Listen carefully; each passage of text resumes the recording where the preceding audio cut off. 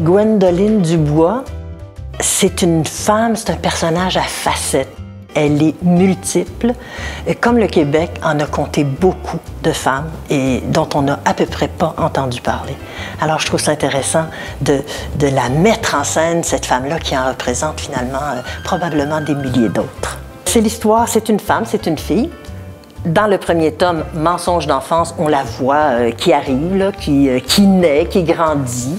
C'est une femme qui va être rapidement fascinée par tout ce qui s'oppose. D'ailleurs, elle a un père et une mère qui sont des opposés absolus et ça va la captiver, la fasciner, hein? Le noir, le blanc, la haine, l'amour, le beau, le laid, la richesse, la pauvreté.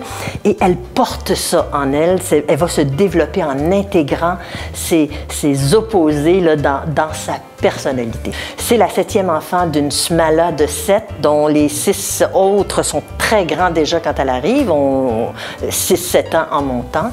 Alors, elle est vraiment, là, elle arrive vraiment comme un chien dans un jeu de quilles et elle réalise très vite, elle prend conscience très vite qu'elle va devoir prendre sa vie en main, être l'auteur de sa vie, être la créatrice de sa propre vie, l'actrice de sa propre vie. Et elle nous prend par la main, elle nous amène dans son faubourg Ramlas, dans son univers elle nous tient avec elle d'une façon vraiment touchante.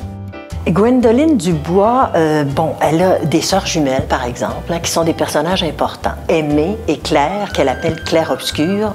Inutile que je vous dise pourquoi, vous le découvrirez dans le livre. Elle a un frère Jean-Jean qui est un petit truand, qu'elle adore, qu'elle aime désespérément.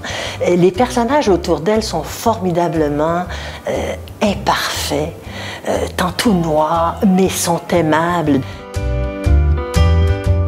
Le premier tome, il y en aura 2 autres, s'appelle Gwendoline dernière, Mensonges d'enfance. En boutade, j'ai envie de dire Mensonges d'enfance, ça s'adresse à tous parce qu'on est tous un peu menteurs et on a tous et toutes été des enfants. C'est un roman, c'est l'histoire d'une héroïne des temps modernes. C'est pas un livre érotique, même s'il y a des passages érotiques, je pense, assez efficaces. C'est pas un livre historique, mais il y a plein de petits bouts d'histoire de Montréal, du faubourg Ramlas, que les lecteurs, les lectrices vont découvrir, j'en suis absolument certaine.